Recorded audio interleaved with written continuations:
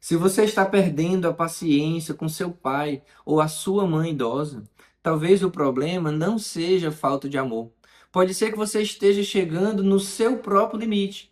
E quando a saúde do cuidador começa a desabar, o cuidado com o idoso também sofre. No vídeo de hoje, eu vou compartilhar com você técnicas que podem te ajudar a melhorar essa gestão com relação à falta de paciência que talvez hoje você esteja vivendo aí na sua realidade e que é tão comum nas queixas dos cuidadores aqui no meu consultório. A gestão da paciência no cuidado do idoso, então, é o tema central que eu trago aqui para você. E por que que essa palavra gestão, gerenciar, ela é tão importante? Porque primeiro você precisa viver algo que eu vou compartilhar nesse vídeo, que é justamente reconhecer os seus limites, reconhecer até onde você hoje está conseguindo ir sem perder a paciência e a partir de qual momento isso gera impulsividade, isso gera agressividade, isso gera aquilo que você não desejaria que acontecesse hoje na sua realidade. Pois bem, perder a paciência não é um defeito, na verdade é uma característica e é um fenômeno muito comum, porque todos nós chegamos no limite em algum momento. Então a gente precisa entender que a gente tem capacidade de trabalhar essa característica e viver ela de uma forma diferente. Ou seja, se eu sei até que ponto eu consigo me gerenciar melhor, eu consigo suportar, vamos dizer assim, para ficar ainda mais claro, então eu vou só até aquele ponto e a partir daí eu compartilho com você três técnicas que vão te ajudar a gerenciar melhor isso e você vai ver. Então pega o papel e caneta para anotar, porque eu vou compartilhar muita coisa bacana com você nesse vídeo. Então o comportamento, eles são realmente desafiadores e eles podem acentuar-se com o envelhecimento, principalmente quando existe demência ou alguma outra doença neurodegenerativa ali no cuidado daquele paciente. Então, existem alguns idosos que têm doença de Alzheimer, que têm doença de Parkinson, por exemplo, e aí realmente é um pouco mais desafiador, porque a gente entende que existe ali uma degradação da compreensão, você dá um comando, você diz uma mesma coisa tantas vezes, e aí depois você até pensa, nossa, mas eu já falei tanto e ele ainda não entendeu, eu tenho que dizer de novo, e aí muitas vezes é nesse momento que você perde a paciência, mas é preciso entender muitas vezes que a culpa não é sua, e que também o idoso não compreende. Então, assim, a gente tem que entender que você precisa, tendo conhecimento, vai passar a cuidar melhor, porque você vai entender, e eu vou compartilhar isso nas técnicas, que não é porque o idoso quer. E muitas vezes esse é o nosso pensamento. Ah, ele está fazendo isso por birra. Ele está fazendo isso porque ele quer. Olha só a cara dele. Muitos falam assim, e é preciso entender que não é bem isso, porque embora a personalidade do idoso ele possa ser inclusive aguçada e trazida até o envelhecimento, ela não muda. E pela demência, por exemplo, pela doença de Alzheimer, ela pode ser aumentada em alguma característica, mas não é porque o idoso quer, é uma condição própria da doença.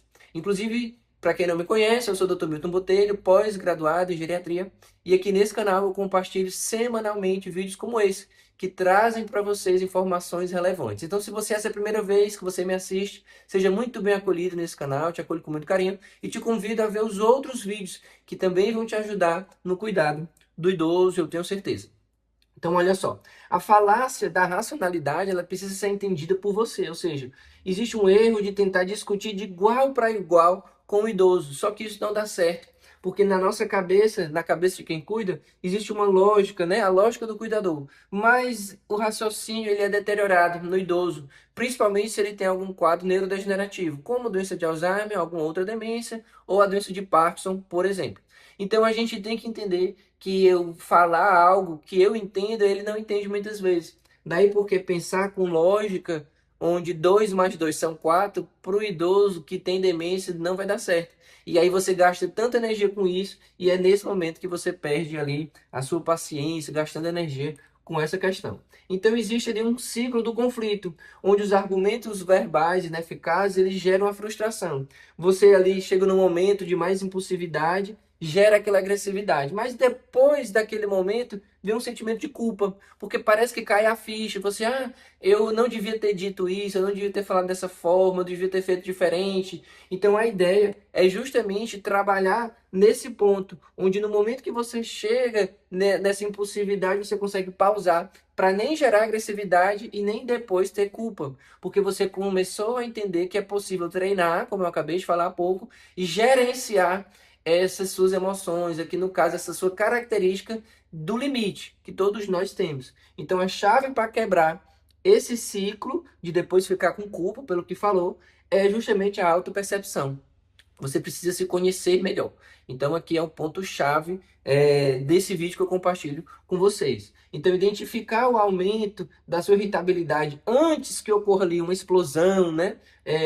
Temperamental, ou seja, aquele momento onde você aumenta o tom de voz, que você grita com o idoso, é muito ríspido, ou até joga algum objeto, enfim, que você manifesta de forma física uma insatisfação extrema. Quando você chega nesse ponto, a ideia é você viver as técnicas que eu vou compartilhar aqui com você, justamente para que isso não aconteça mais tantas vezes ou diariamente, como talvez hoje venha acontecendo.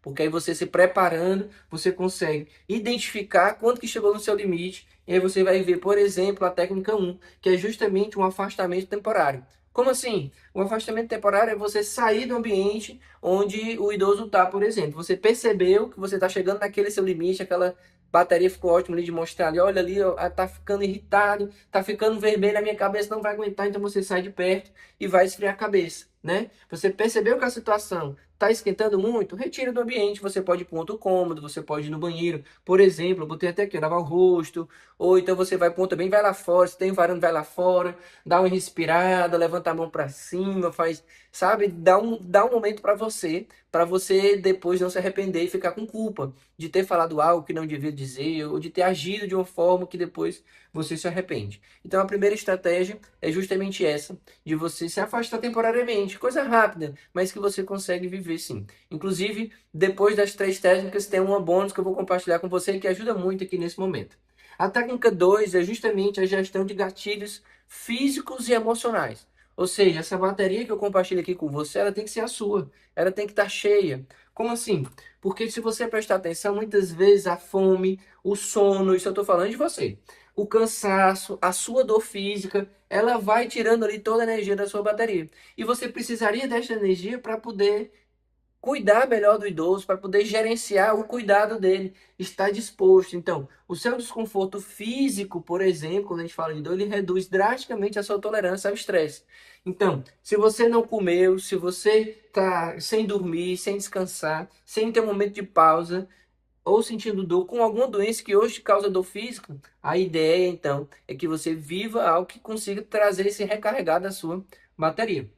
Então, o ideal é que você coma antes de viver alguma atividade que exige mais.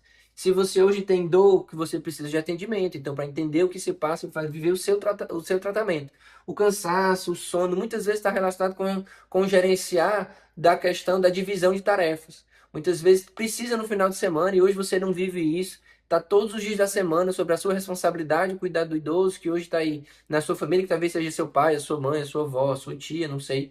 Mas que exige tanto e você não tem um momento de pausa. Daí porque é preciso gerenciar, inclusive, ali uma escala para poder alguém vir no final de semana, talvez até alguém que seja contratado, para você conseguir dormir. Porque é isso que talvez hoje esteja tirando ali a sua energia antes mesmo de você gastar com o idoso, que é quem você tem o desejo de cuidar e quem precisa nesse momento de tudo isso. Então, recarregar antes de agir é o ideal. Alimente-se, organize pausas e peça ajuda para aliviar essa sua carga e você conseguir realizar melhor. Pode ser que na lida do dia a dia hoje, a sua, o banho seja o que gasta muita energia. Então a ideia é que antes do banho, você já sabe o horário que tem na programação, naquela rotina, você faz o seu lanche, você toma um banho, talvez, primeiro já para você já se sentir ali mais recarregado para conseguir dar um banho melhor, porque sabe que vai ser mais difícil, muitas vezes é ali que o idoso dá trabalho.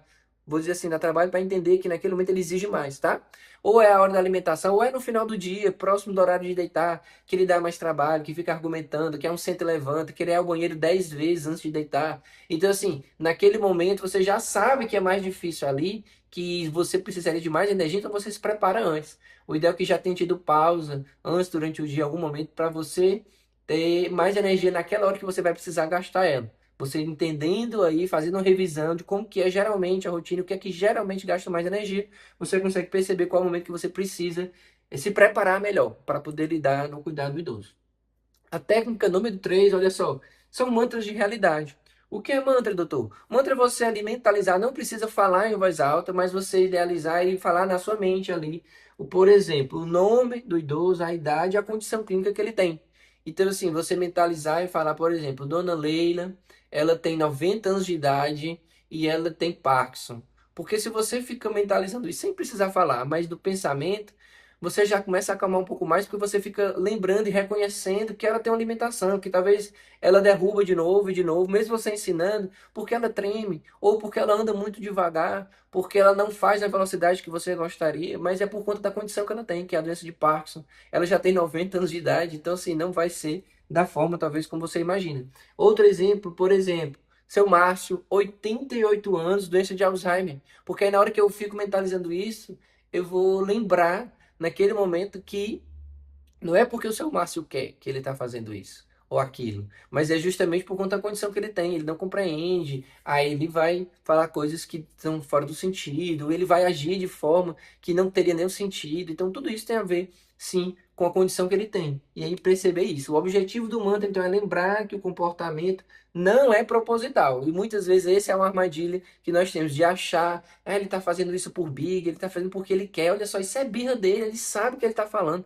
E muitas vezes não é bem assim, tá? Ele não tem mais o controle, e aí mistura as coisas, e talvez faça algo e depois até acha graça, achando você talvez que ele tenha consciência do que está fazendo e não tem. Então a gente tem que ter muito cuidado, porque a gente entendendo a condição clínica que o idoso tem, no caso aqui, doença de Alzheimer, ele oscila no tempo. Talvez em algum momento do dia ele fale algo que possa até te surpreender. Mas num outro momento, 1 minuto, 5 minutos depois, ele já está fora do ar e vai falar coisas que não tem mais conexão, que não tem mais. Muitas vezes até a relação com o presente que nós estamos vivendo está contextualizando algo no passado dele, e aí ele se perde, e aí não consegue corresponder a algum comando que você dê, algum pedido que você faça, por exemplo, ou então fica repetindo a mesma coisa tantas vezes, e é isso que faz muitos perderem a paciência.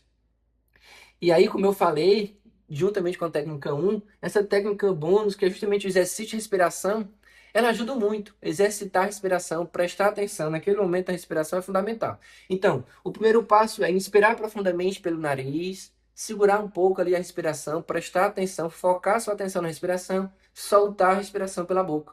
Você repete esse ciclo algumas vezes, porque você volta para o momento presente, você não fica se antecipando, inclusive, de como vai ser mais tarde, com um pensamento muito ansioso. E você oxigena o cérebro, que você respira, faz ali 10, 15, 20 repetições. Depois que você, usando a técnica 1, saiu, né, da frente do idoso ali, você foi para outro ambiente, você foi no banheiro, lavou o rosto, senta um pouquinho ali, respira algumas vezes. Isso vai te ajudar muito a sair desse ciclo, a evitar que você chegue no seu extremo, passe daquele que você já reconheceu que é o seu limite. Então, as estratégias diárias, elas não substituem, inclusive, o acompanhamento especializado, porque vai depender muito da sua realidade, quanto tempo você está nessa jornada que não tem pausa, que não tem ninguém para te orientar, que nunca tinha visto um vídeo como esse, onde tem aqui, de forma simples, trazendo para você algo que você pode mudar hoje na sua rotina, você pode treinar, trazer para a sua realidade, mas a questão do acompanhamento, muitas vezes ela precisa, porque já tem muita coisa que você precisa contar para alguém, que você precisa compartilhar, que você precisa ser orientado. Então, prevenir o seu adoecimento é essencial. Inclusive, eu vou compartilhar também na descrição desse vídeo outros vídeos aqui do canal, onde eu mostro com estudos, inclusive, que se você não se cuida, você tem um grande risco de adoecer.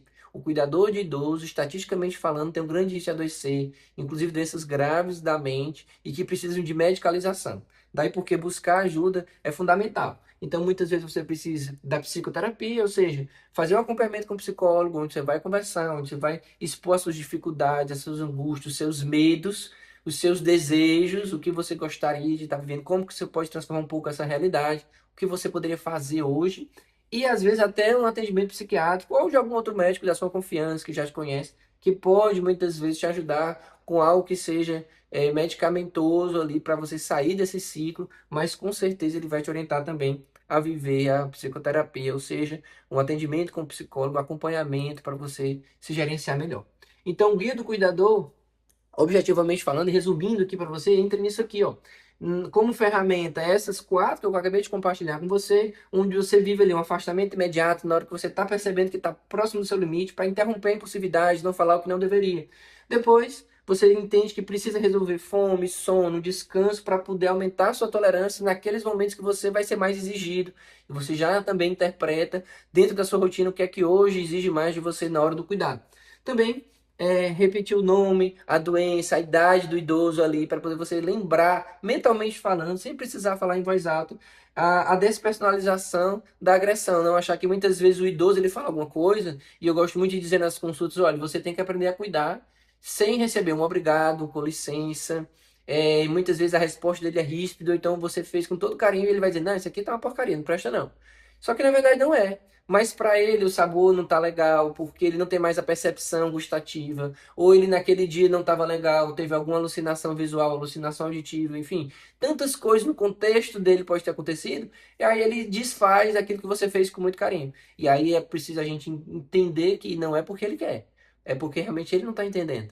E aí a gente ouvir isso e entender que não é uma agressão com você, mas faz parte da condição clínica dele. E a respiração, que é com técnica de respirar lentamente, oxigenar o cérebro antes de voltar a ter contato com o idoso, seria o legal para poder causar ali um alívio mais imediato nesse momento que você está ali passando por alguma dificuldade maior. Então a paciência ela não é um dom, como eu falei aqui nesse vídeo, ela é uma habilidade biológica treinável, ou seja, eu e você precisamos e devemos, necessitamos viver isso, ou seja, treinar a nossa paciência. Todos nós precisamos.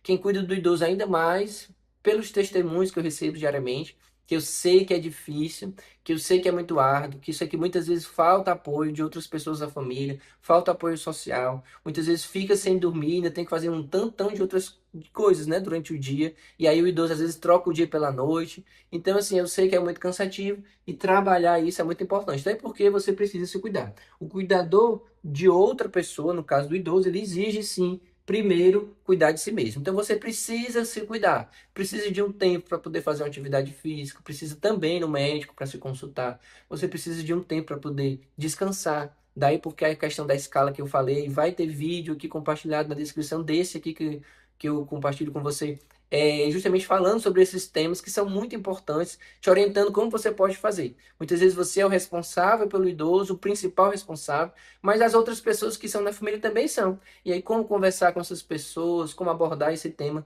também vai estar na descrição desse vídeo aqui. Inclusive, eu vou compartilhar esse outro vídeo aqui com você no final desse, que complementa esse que eu acabei de compartilhar com você, que vai aumentar o seu conhecimento, porque eu sei que o conhecimento ele transforma a nossa forma de cuidar, tá bom? Um grande abraço, a gente se vê então no próximo vídeo.